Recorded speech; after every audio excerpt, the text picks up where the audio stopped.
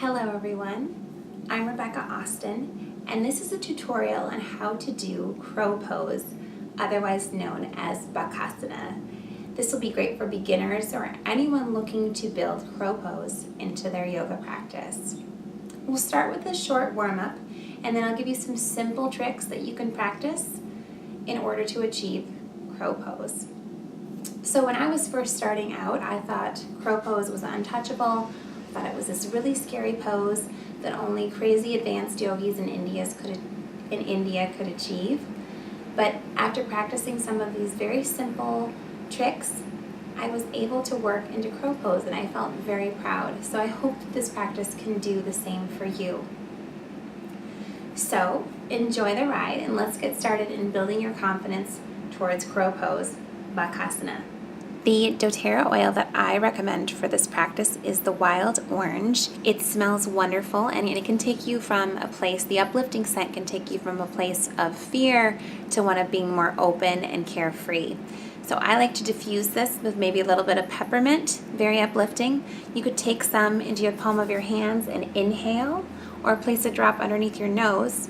Or my personal favorite, I like to take the oil, place one drop into my water, and enjoy.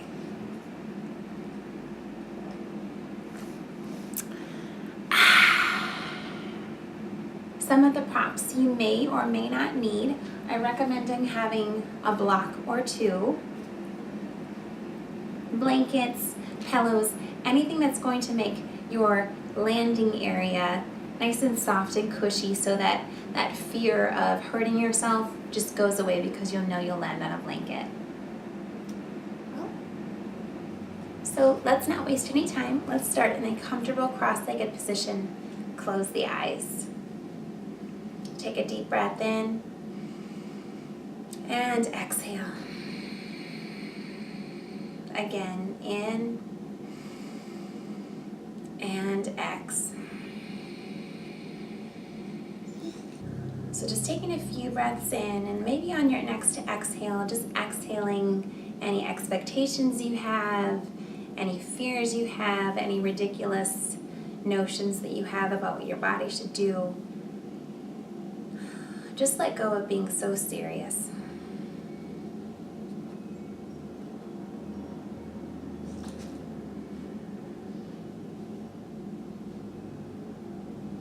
And let your lips curl up into a smile. Gently blink the eyes open. Coming into Bakasana, soles of the feet touch.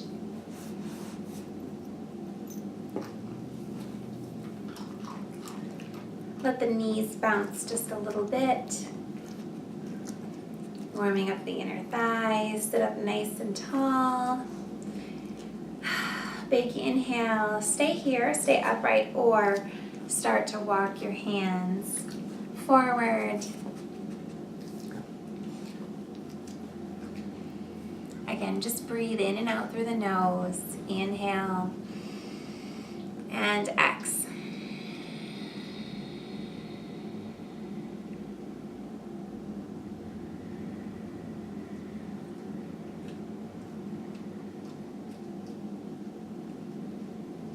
Love this quote. Falling out of a posture means you are human. Getting back into the posture means you are a yogi. So you are special just for even trying to attempt crow pose. One more breath here. And making your way onto hands and knees for cat-cow. Inhale, drop your belly, draw your heart forward, shoulders away from your ears. Exhale, curl up into a cat stretch, really drawing your belly towards your spine. Just moving with your breath. Inhale. Exhale, draw that belly up towards the spine. Press into the hands. Crow pose is one of those poses that requires strength and flexibility. So we're making sure our spine feels nice and fluid.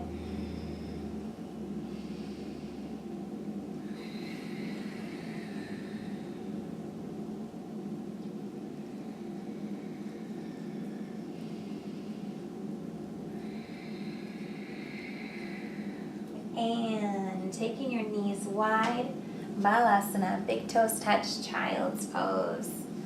Just drop it back.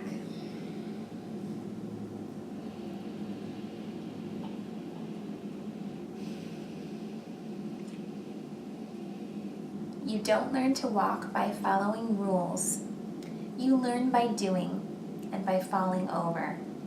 Same thing applies for crow pose. So just having the patience, just knowing you're going to make mistakes, you're going to try and sometimes fail, and who knows, you might succeed.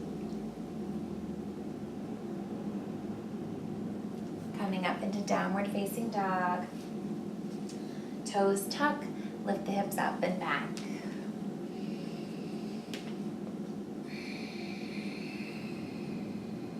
Inhale, come forward into plank, top of a push-up. Exhale, downward facing dog. Inhale, plank. This time, hang out in plank. If you need to, drop the knees. And in this plank pose, just imagine that you're light. So our mind can do amazing things. Obviously nothing easy about this pose, but if you can imagine that you are light, and this pose you can do with a lot of ease. One more breath. Downward facing dog, exhale.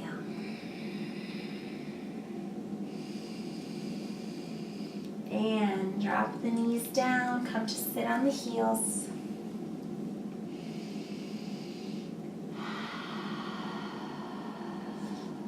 And you can stay here if this makes you feel nice and grounded, or if you have okay knees and ankles coming into Virasana, hero's pose. I like to take a block underneath my seat, place the feet and the toes down on the floor, and just sit up nice and tall. Closing the eyes.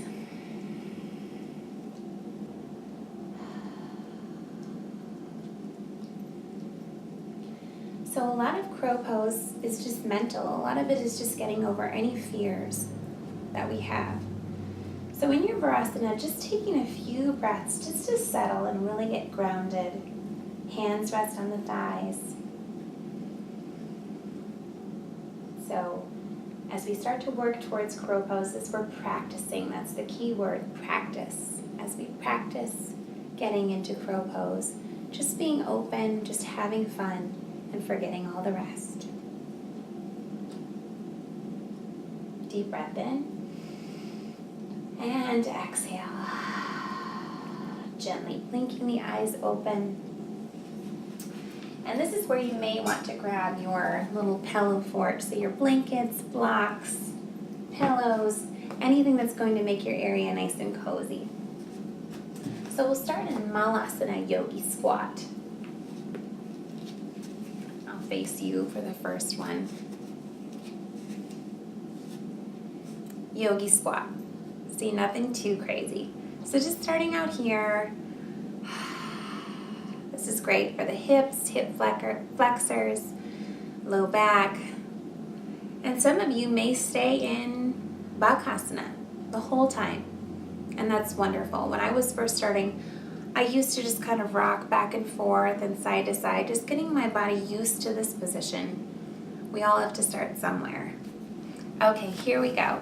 For our first try into crow pose, what I recommend is I'm at the middle of my mat, and I like to put the blocks way up at the front, because you're going to be hinging forward.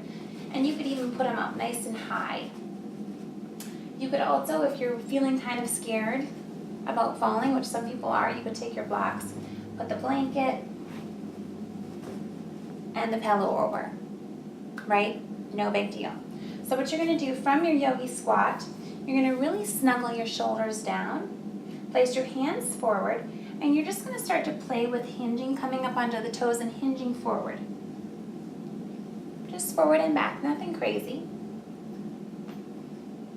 Gaze is slightly forward. Maybe that's all you do today, or maybe you start to come forward, look forward, and start to lift up into crow pose. and the blocks in the blanket are all there to catch you. And just do that a couple times. Gaze forward, belly into spine like we did with our cat and cow. Toes pressing towards one another. And come back. Just come to sit for a moment. Cross-legged, take a breath.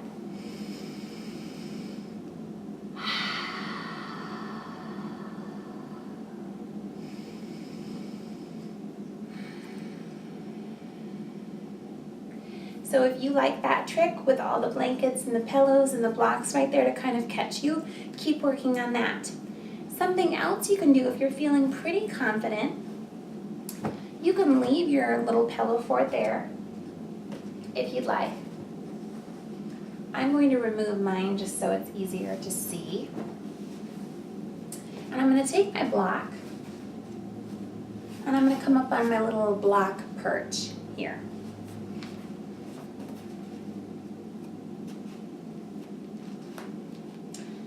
And it's the same thing. I'm going to take my hands down in front, fingers spread nice and wide, and I'm kind of going to snuggle my shoulders under my knees. And I'm going to start to look forward, lean forward, draw the belly into the spine, and look forward. Some of you may stop here, or maybe one leg at a time. Maybe lift the toes up, maybe lift the right toes up, and then the left toes up. Right toes up, and then the left. And maybe you start to hinge forward. It's a balancing act. Gaze forward. Maybe the toes come off of the block. Draw the belly up towards the spine. Gaze slightly forward. Breathe. And come back to that block. Come up onto your perch. And come down for a breath. Cross-legged or kneeling. Take a breath.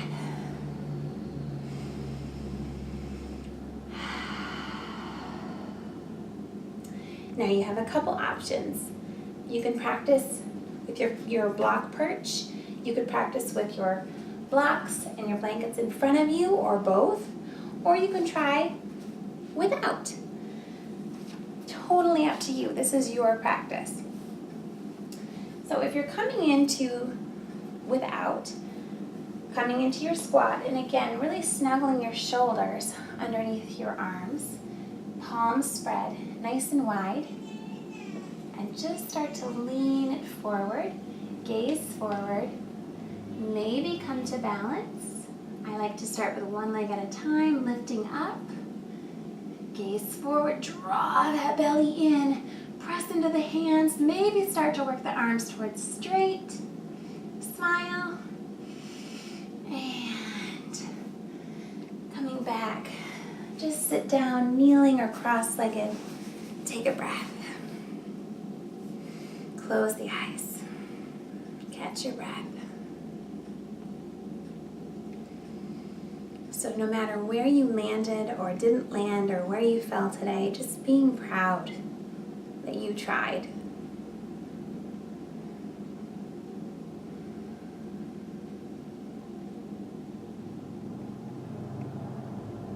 Another one of my favorite quotes, the greatest accomplishment is not in never falling, but rising again after you fall. And falling is part of the yoga practice.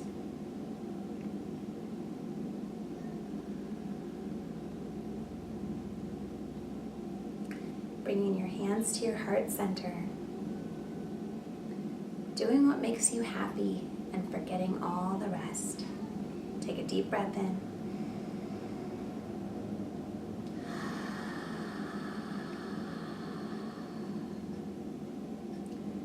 Namaste. Thank you so much for practicing with me today.